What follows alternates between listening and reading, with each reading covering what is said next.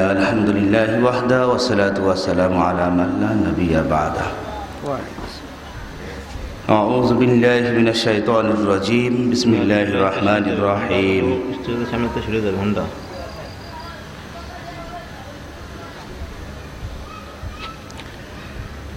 اتخذوا أحباركم ورهبانهم أربابا من دون الله والمسيح ابن مريم وما أمروا إلا ليعبدوا إلها واحدا لا إله إلا هو سبحانه عما يشركون صدق الله العظيم আল্লাহ পাকের মেহেরবানি যে আল্লাহ পাক আমাকে আপনাকে দারুস সুন্নাহ হাফেজিয়া মাদ্রাসা সৈয়দপুর বাৎসরিক মাহফিলে আসার বসার তৌফিক দান করেছেন, সেজন্য অন্তর থেকে বলি আলহামদুলিল্লাহ।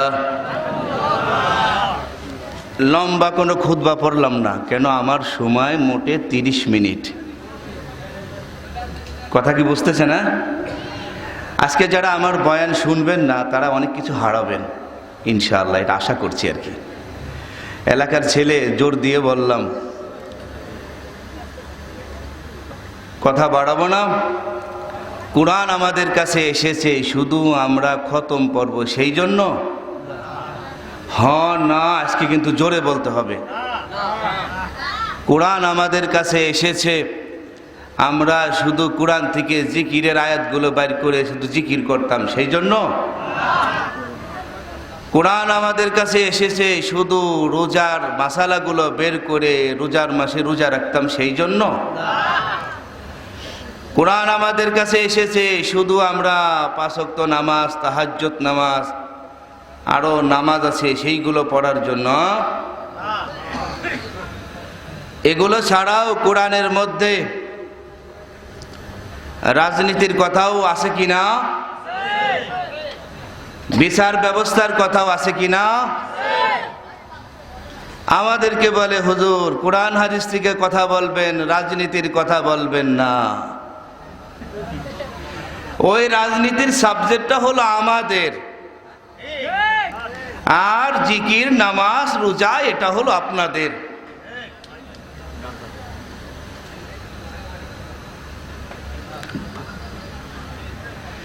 কথা কি বুঝতেছে না? কোরআন হাদিস থেকে কথা বলবো, যদি রাজনীতির হয় মানবেন তো? শুনবেন তো?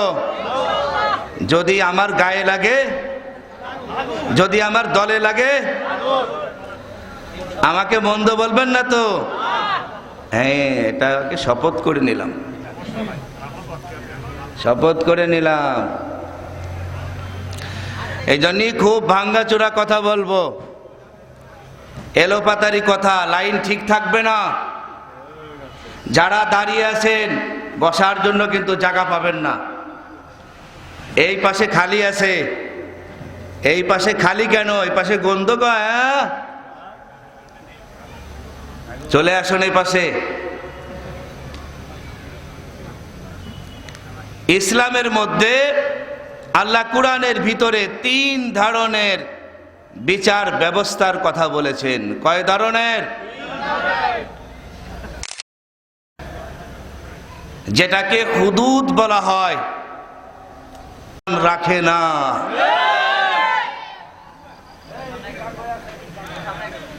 যারা জ্ঞান রাখে তাদের পরামর্শও নেয় না। তো আমরা তো চেয়ারে নাই, আমরা তো পাবলিক, আমাদের দোষ কোথায়? দোষ তো যারা চেয়ারে বসে আছে তাদের, আমাদেরও দোষ আছে। সেটা কি? আমরাও এদের হাতে রাষ্ট্রকে ছেড়ে দিয়েছি, বিচার ব্যবস্থা ছেড়ে দিয়েছি, আমরাও এদের পরিবর্তন চাই না।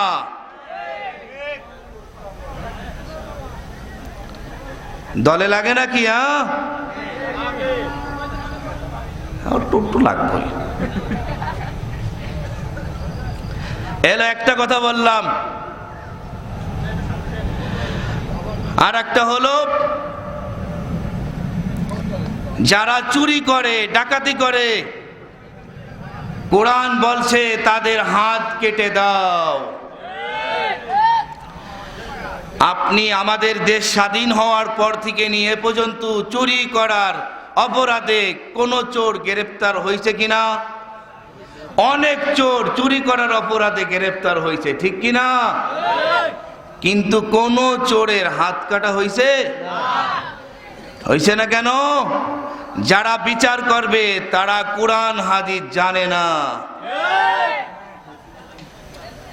যারা কোরআন হাদিস জানে তাদের থেকেও এই বিচার ব্যবস্থাকে গ্রহণ করে না। আমাদের অপরাধ কোথায়? আমরা যাদের হাতে বিচার ব্যবস্থা ছেড়ে দিয়েছি, আমরা এদের পরিবর্তন চাচ্ছি না কেন? রাগ করতেছেন? অনেক আন্দোলন করার পরে আলহামদুলিল্লাহ আলহামদুলিল্লাহ আমাদের মাননীয় সরকার বাহাদুর সিদ্ধান্ত নিয়েছে, জিনাকারীর সর্বোচ্চ শাস্তি হলো মৃত্যুদণ্ড। ধন্যবাদ জানাই সরকারকে, উঠাই দিছে। কথা বুঝলেন? হ্যাঁ, তো কিছু বিচার ব্যবস্থা এমন আছে যা মানুষের কম করার ক্ষমতা নাই, আবার বেশি করারও ক্ষমতা নাই। এটা আল্লাহ তাআলা নির্ধারণ করে দিয়েছে। কথাটা কি বুঝতেছেন? আর একটা বিচার ব্যবস্থা কোরআন বলেছে, সেটা কি? যদি কোনো ব্যক্তি কাউকে অন্যায়ভাবে হত্যা করে, ইসলাম বলেছে, কোরআন বলেছে, তাহলে যাকে হত্যা করেছে তার পক্ষ থেকে প্রতিশোধ স্বরূপ তাকেও হত্যা করে দাও। এটা কোরআন বলেছে। আর যদি হত্যা যারা হয়েছে, নিহত যারা হয়েছে, এরা যদি বলে আমি মাফ করে দিলাম, অনুমতি আছে। কথাটা কি বুঝতেছেন? আর একটা বিচার ব্যবস্থা হলো তাজির, যেটার বিচার ব্যবস্থা আল্লাহ বিচারকের উপরে ছেড়ে দিয়েছে। বোঝার জন্য বলছি, যারা পকেট কেটে চুরি করে এরাও একটা চোর। যারা আপনার বাড়ি আমার বাড়ি শিং কেটে বেড়া কেটে চুরি করে ওরাও একটা চোর। যারা কাফনের কাপড় চুরি করে ওরাও একটা। কয় রকম চোরের কথা বললাম? 3 রকম চোরের কথা বললাম। এবার আপনি বলুন তো, 3 জন তোই চোর, 3 জনের কি একই শাস্তি? না না না, 3 জনের একই শাস্তি না। কারণ যে পকেট থেকে চুরি করে, হের চুরির পদ্ধতি বড় ডিয়ারিং। কারণ যার পকেট কাটে সে সজাগ থাকে। এই সজাগ ব্যক্তির কাছ থেকে টাকা নিতে হলে চোরের আরো কত সজাগ থাকতে হবে। কথাটা বুঝতেছেন? আর রাত্রেবেলা আমি আপনি ঘুমিয়েছিলাম, আমার আপনার বাড়ি চুরি হয়ে গেছে। এই সময় মালিক অসচেতন ছিল, কিন্তু চোরের সতর্কতার সাথে চুরি করে নিয়ে গেছে। আর একটা চোর কাফন চুরি করছে, যার শরীর থেকে কাফন চুরি করছে সে হলো মৃত। এই 3 চোরের এক রকমের শাস্তি না। কথাটা বুঝতে পারছেন? আমার আপনার বাড়ি যারা শিং কেটে বেড়া কেটে চুরি করলো, ইসলাম বলেছে তারা যদি ধরা পড়ে তাদের হাত কেটে দাও।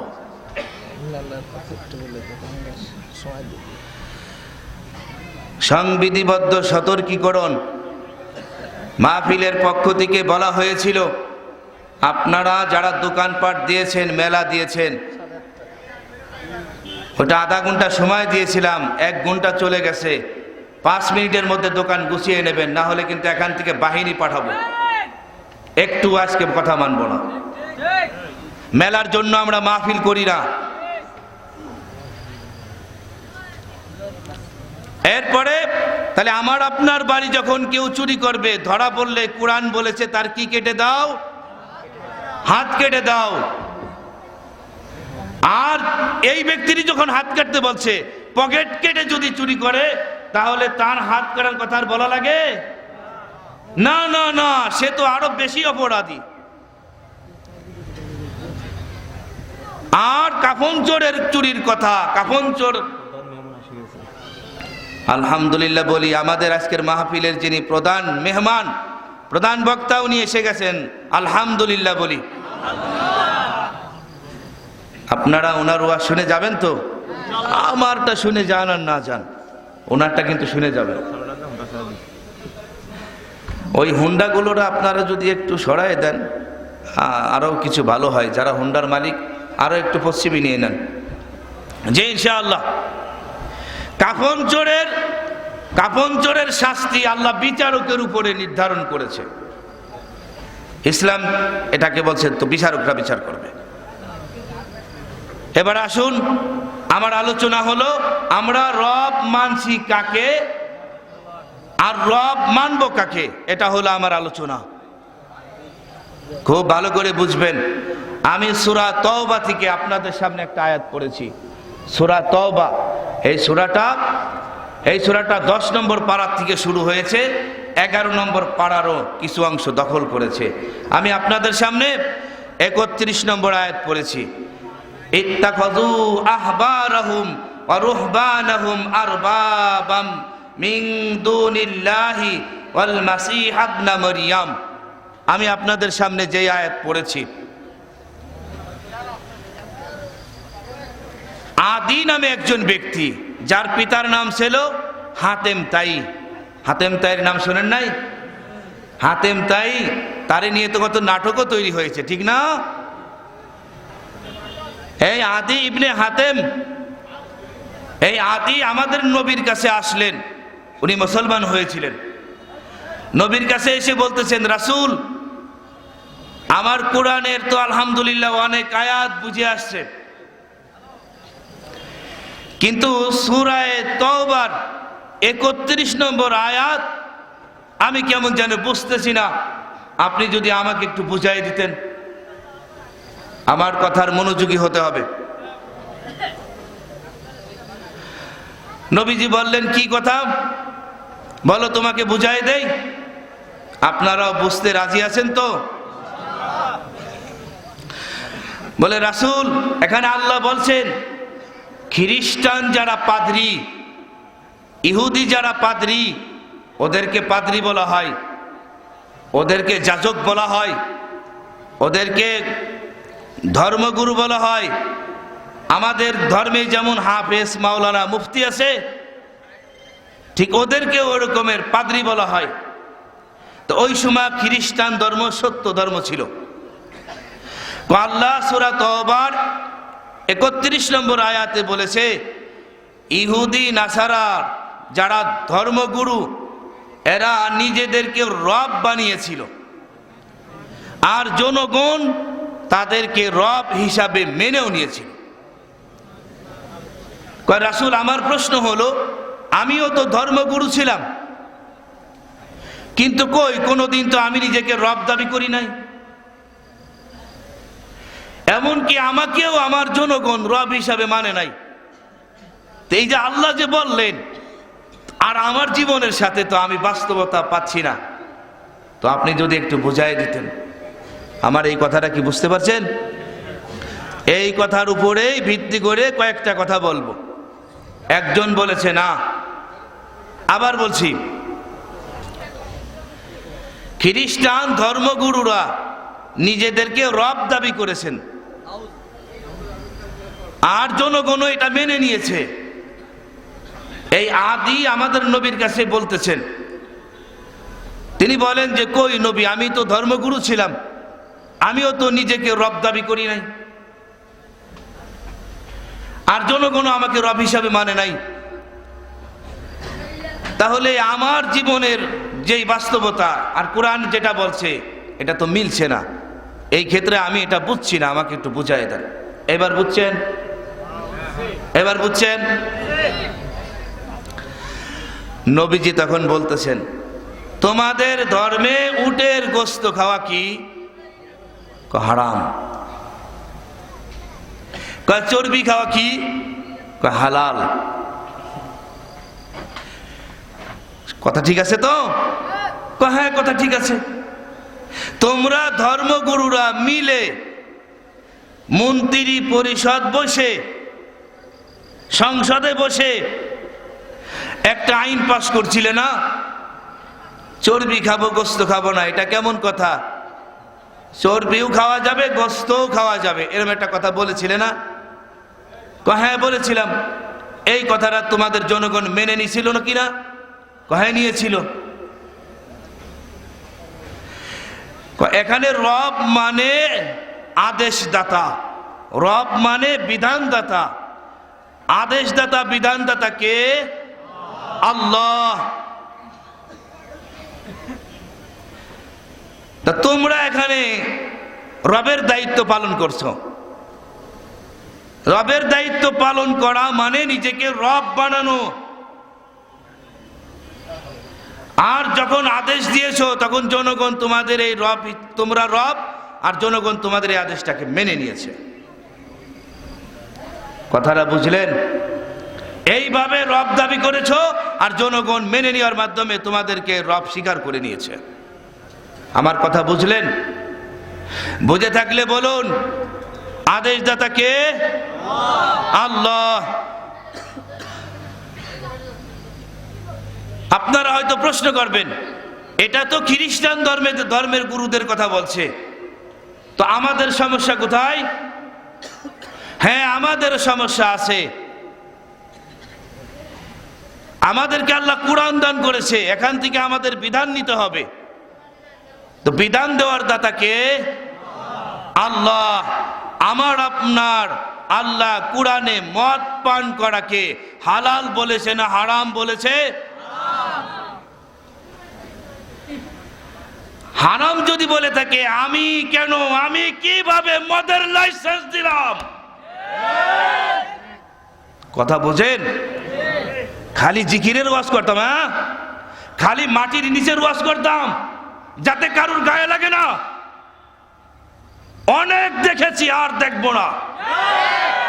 জাগ্রত হওয়ার সময় হয়েছে। বড় কোণঠাসা দিয়ে আমাদেরকে রেখেছো। আমরা একটা বিপ্লব চাচ্ছি, একটা পরিবর্তন চাচ্ছি।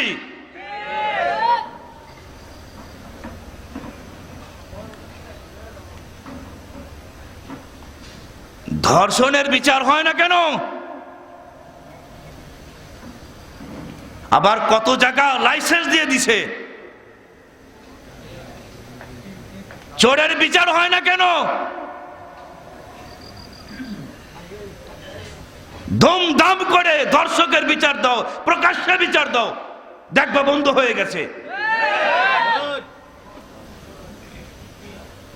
দুঃখ লাগে, কিছুদিন আগে ছেলে ধরা গলা কাটা বেরিয়েছিল না? আমার দুঃখ লাগে, লজ্জাও লাগে। আমার দেশের মানুষ মা তার বাচ্চাকে নিয়ে মসজিদ মাদ্রাসায় যেতে পারে না, স্কুল কলেজে যেতে পারে না, গলা কাটায় যদি কেটে নিয়ে যায়, তাহলে তোমাকে আইন শৃঙ্খলা বাহিনী বানায় বেতন দিচ্ছি কেন? আমার বাচ্চার, আমার ছোট ছোট ভাই বোনের নিরাপত্তা দিতে পারো না, তাহলে বেতন দিচ্ছি কেন? রাগ করতেছে না? হুজুর কোরআন হাদিসের কথা বলবেন না। হ্যাঁ না, রাজনীতির কথা বলবেন না, কোরআন হাদিসের কথা বলবেন। আমি আপনাদের এখানে ওরকমের কথা বলি না, কিন্তু আমি যেই এলাকায় থাকি সেই এলাকায় আমি শিয়াল না সিংহ। আলহামদুলিল্লাহ, অহংকার করে বলছি না। আমার সাথে দুইজন এসেছে, ওই যে বার দেখবেন ওখানে বসে আছে, জিজ্ঞাসা করবেন।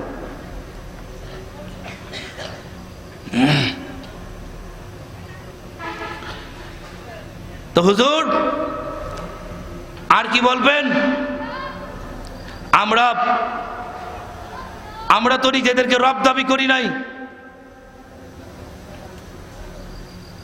তো কিভাবে রব দাবি করছেন?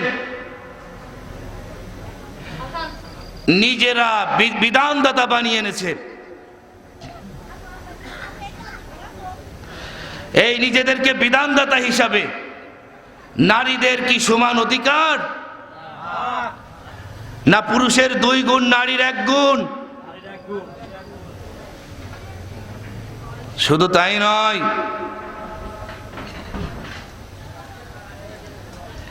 বিধানদাতা হলেন একমাত্র কে? আল্লাহ। এখানে আমার কোনো কলম ধরা চলবে না।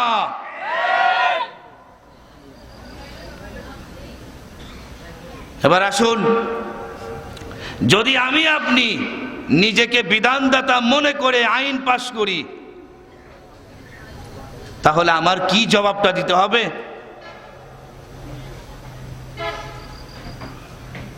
বলবো?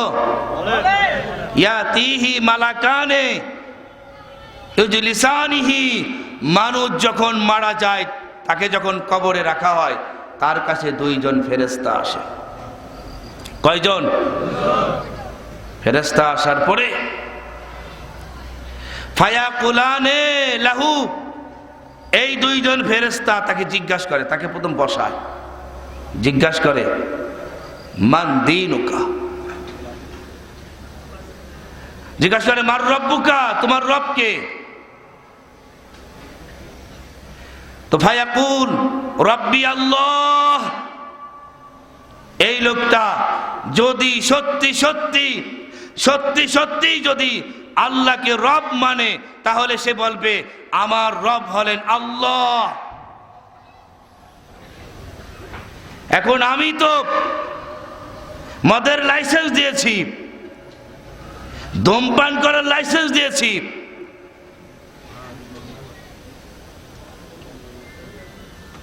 আমি তো বিচারকের হাত, আমি তো চোরের হাত কাটি না, আমি তো জিনাকারীর শাস্তি দেই না, চোরের শাস্তি আমার মতো আমি দেই, জিনাকারীর শাস্তি আমার মতো আমি দেই। এই ব্যক্তিকে যদি বলা হয় মার রব্বুকা, তোমার রবকে, তার জবান দিয়ে কি বেরোবে? রব্বি আল্লাহ। কথা বুঝতেছেন আমার? কেন? আমি তো রবকে রব মানছি না, আমি তো নিজেকে রব বানিয়ে রেখেছি। যে নিজেকে রব বানিয়ে রাখে সে অন্যকে আবার রব মানে কিভাবে?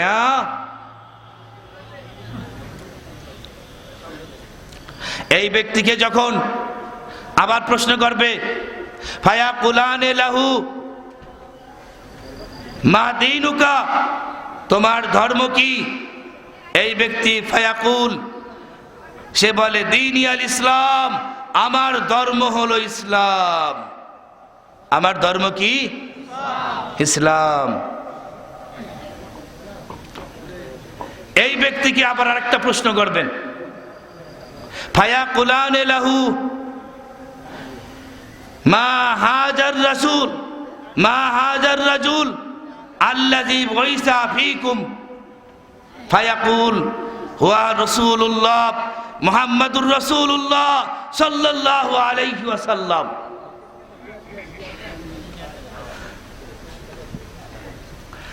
বলবে ওই ব্যক্তিকে যাকে তোমাদের কাছে নবী হিসাবে পাঠানো হয়েছিল, ওই ব্যক্তিকে। তখন ওই ব্যক্তি বলবে হুয়া মুহাম্মাদুর রাসূলুল্লাহ সাল্লাল্লাহু আলাইহি ওয়াসাল্লাম। সে যদি মুহাম্মদকে মেনে থাকে তাহলে সে কি বলবে? ওই ব্যক্তি হলো আমার নবী মুহাম্মাদুর রাসূলুল্লাহ সাল্লাল্লাহু আলাইহি ওয়াসাল্লাম। এবার আসুন, আমি মুহাম্মদকে কতটুকু মেনেছি? মুহাম্মদ সাল্লাল্লাহু আলাইহি ওয়াসাল্লাম নামাজ পড়তেন কিনা? পড়তেন কিনা?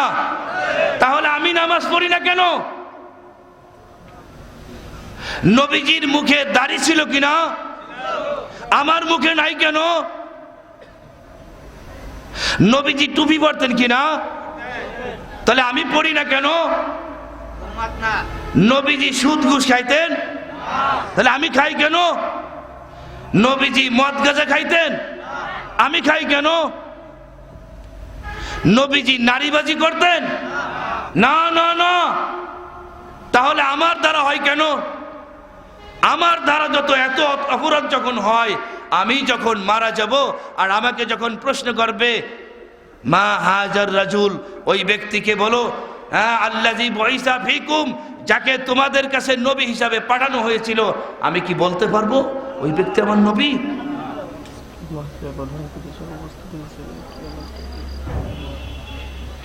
আপনারা তো দেখতেছেন আমাদের আজকের মাহফিলের যিনি প্রধান অতিথি, একবার না বারবার নির্বাচিত ব্যক্তি জনাব মোহাম্মদ আলহাস, জনাব মোহাম্মদ মুশাররফ হোসেন মুসামিয়া, আমাদের বোয়ালমারীর সুনামধন্য একজন ব্যক্তি আমাদের মঞ্চে উপস্থিত হয়েছে। আলহামদুলিল্লাহ, খুশি হয়েছেন না? উনি তো এলাকার সন্তান, উনি বেশি এলাকায় থাকে, আমি একটু কম থাকি, যদিও আমি এলাকার সন্তান। ওনার সাথে আমার কয়েকটা মাহফিলে সাক্ষাৎ হয়েছে। উনি যাচ্ছেন, আমি গ্রামের মানুষ না, একটু কমই পড়লাম। সেটা কি? খাসায়েসুল কুবরা নামে একটা কিতাব আছে, আল্লামা কামালউদ্দিন দারিমি রহমাতুল্লাহ আলাইহি লিখেছেন। এই কিতাবের মধ্যে একটা ঘটনা আছে ছোট্ট। এক মহিলা তার দুধের শিশুকে নবীর কাছে এনে বলতেছেন, রাসূল, আমি শুনেছি আপনি জিহাদের ময়দানে যাবেন, আমার তো উপযুক্ত কোনো ছেলে নাই, উপযুক্ত কোনো ছেলে নাই। যদি থাকতো আজকে আমি জিহাদের ময়দানে আপনার সাথে পাঠাতাম, আমার এই দুধের বাচ্চাকে আপনি জিহাদের ময়দানে নিয়ে যান। কেমন মা, চিন্তা করেছেন? আরে এমন মার অভাব আছে যে মা তার সন্তানকে এই মাদ্রাসায় পড়াবে, তাবলীগ জামাতে পাঠাবে। বলতেছেন নবীজি, আরে যুদ্ধ করতে হলে তো শক্তি লাগে, সাহস লাগে, বুদ্ধি লাগে, আমি এই দুধের শিশু দিয়ে কি করব? নবীজি বলতেছেন, মহিলা বলতেছেন, নবী, শত্রুরা যখন আপনার উপরে আক্রমণ করতে আসবে, আপনি আমার সন্তানকে ডাল হিসাবে এরকম ব্যবহার করবেন। আমার সন্তান কেটে টুকরো টুকরো হয়ে যাবে, আমি কিয়ামতের ময়দানে গর্ব করে বলবো আমি শহীদের মা। নবী, আমার সন্তান টুকরো টুকরো হয়ে যাবে, আপনি নবী হেফাজতে থাকবেন, এটা আবার গর্বের কারণ। আজকে ফ্রান্স আরো সাথে বিভিন্ন রাষ্ট্রের লোকেরা তাল দিচ্ছে, আমাদের নবীর ব্যঙ্গচিত্র করতেছে, আর আমরা নবীর জন্য একটা স্লোগানও দিব না। এটা হতেই পারে না। আমাদের নবীর সম্মান থাকবে না, এমনটা আমরা কোনোদিনও মানি না। আমাদের শরীরে রক্ত আছে, আমরা মুসলমান, আমাদের ধর্ম আছে, আমাদের ধর্ম আমাদের নবীর সম্মান হেফাজতের কথা বলেছেন।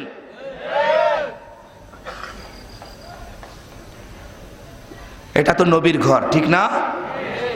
নবীর সাথে তো আমরা এখন থেকে জিহাদ যুদ্ধ করতে পারবো না, নবী তো চলে গেছেন। কিন্তু কোরআন হাদিস সংরক্ষণের মাধ্যমে, শিক্ষার মাধ্যমে নবীর ঘরগুলো তো ধরে রাখা যায়। এটা নবীর ঘর, এই যে তৈরি হচ্ছে। আমি চাই যে আপনারা কিছু একটা ঘোষণা দিয়ে এখান থেকে যাবেন, পারবেন না ইনশাআল্লাহ? আমিও আপনাদের ঘোষণার সাথে ইনশাআল্লাহ শরীক থাকব। আল্লাহ তাআলা আমাদের সবাইকে আমল করার তৌফিক দান করুন, আমিন। আমার একটা প্রশ্ন করা হয়েছিল, হুজুর, মহিলাদের নামাজের ব্যাপারে আর পুরুষের নামাজের মধ্যে কোনো পার্থক্য আছে কিনা? হ্যাঁ, পার্থক্য আছে, প্রায় 13টি পার্থক্য আছে। মহিলাদের নামাজ আর পুরুষের নামাজের মধ্যে প্রায় 13টি পার্থক্য আছে। এই জন্যই যারা বিভ্রান্ত ছড়াচ্ছেন যে পুরুষের নামাজ আর মহিলাদের নামাজ একই রকমের, এটা ভুল কথা। এতটুকু শুধু বললাম, যদি কারোর দলিল প্রমাণের প্রয়োজন হয় ইনশাআল্লাহ আমি প্রস্তুত আছি। আমি এলাকার সন্তান, কোথাও যাচ্ছি না, আমার জানাবেন, ইনশাআল্লাহ আপনাদেরকে দলিল প্রমাণ দিয়ে দেখায় দেব। হাদিসে আছে যে মহিলাদের আর পুরুষের নামাজের মধ্যে পার্থক্য। আজকে শুধু এতটুকু বললাম, পার্থক্য আছে, এটা সত্য। আল্লাহ তাআলা সবাইকে আমল করার তৌফিক দান করুন, আমিন। আসসালামু আলাইকুম ওয়া রাহমাতুল্লাহি ওয়া বারাকাতুহু।